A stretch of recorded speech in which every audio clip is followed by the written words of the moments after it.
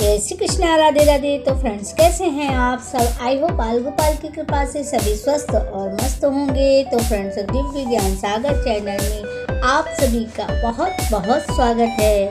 तो फ्रेंड्स, आज की वीडियो है बैसाख माह के 8वें अध्याय का महात्म्य। बहुत ही अच्छी और प्रेरणादायक महात्म्य है।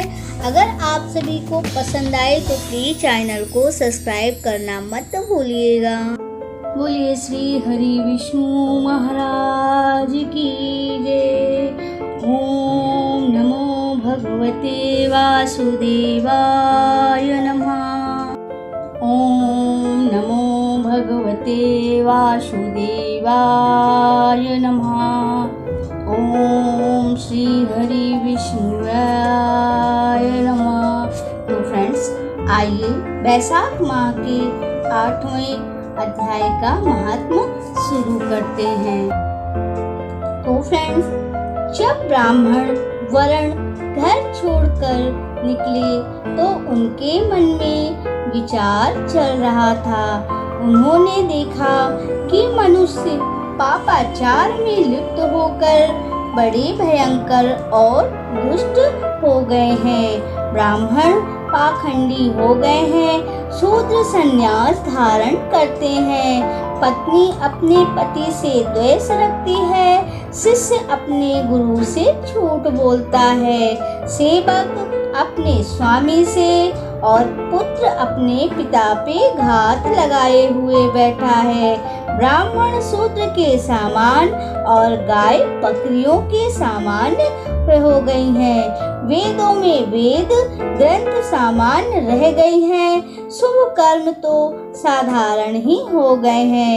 इनके प्रति किसी का भी महत्व बुद्धि नहीं रह गई है।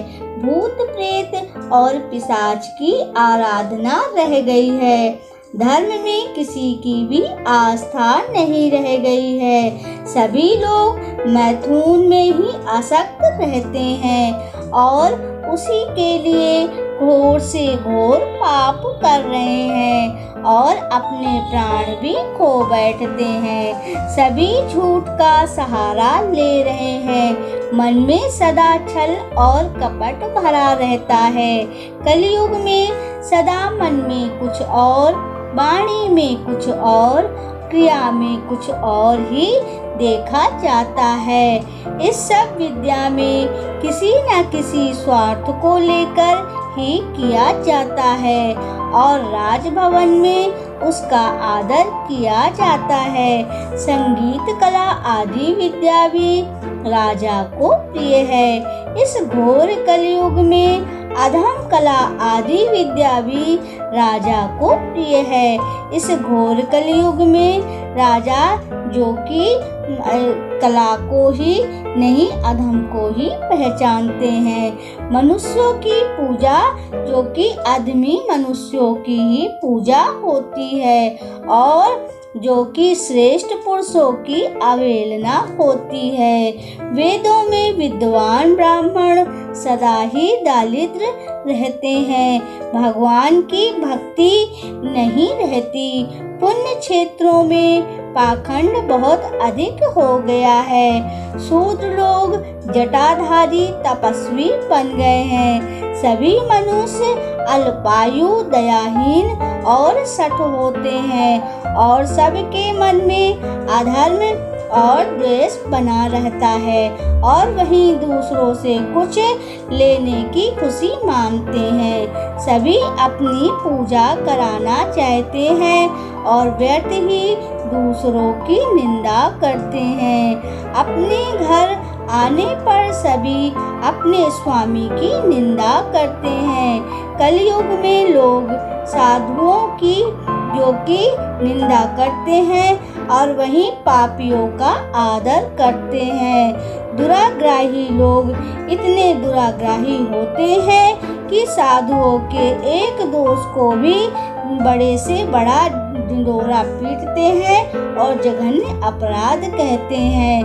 पापियों के दोष को लोग गुण बताते हैं और गुणहीन मनुष्य कहते हैं। दूसरों के गुणों को ना देखकर उनके दोषों को ग्रहण कर रहे हैं।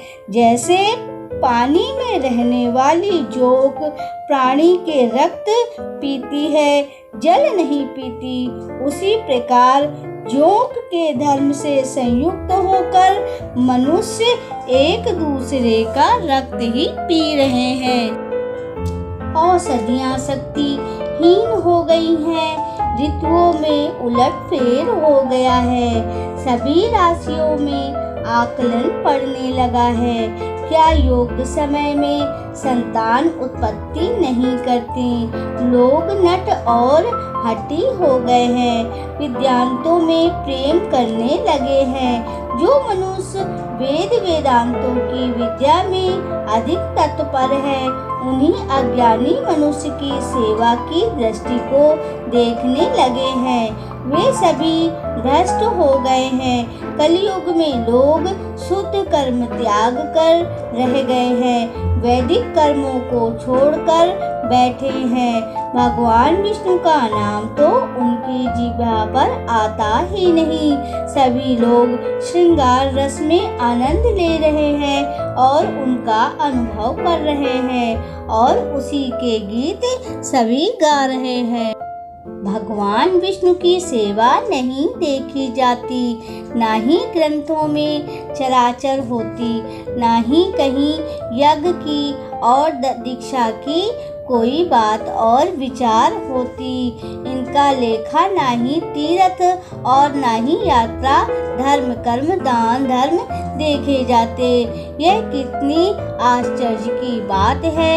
इस प्रकार मनुष्य को देखकर ब्राह्मण धर्म वर्ण जो कि भय लगने लगा है और पाप कुल की हानि को देखकर दुखी होकर दूसरे लोक में चले गए। तो फ्रेंड्स, यह थी वैशाख माह का महात्म्य। आशा करती हूँ कि आप सभी को यह महात्म्य पसंद आया होगा। अगर पसंद आया तो प्लीज चैनल को सब्सक्राइब करना मत भूलिएगा, लाइक कमेंट और शेयर भी कर दीजिएगा और हाँ, बेल आइकन जरूर प्रेस कीजिएगा, जिससे हमारे आने वाली हर वीडियो के नोटिफिकेशन आप तक पहुँचते रहे। अपना बहुत ख्याल रखिएगा। हम फिर से मिलेंगे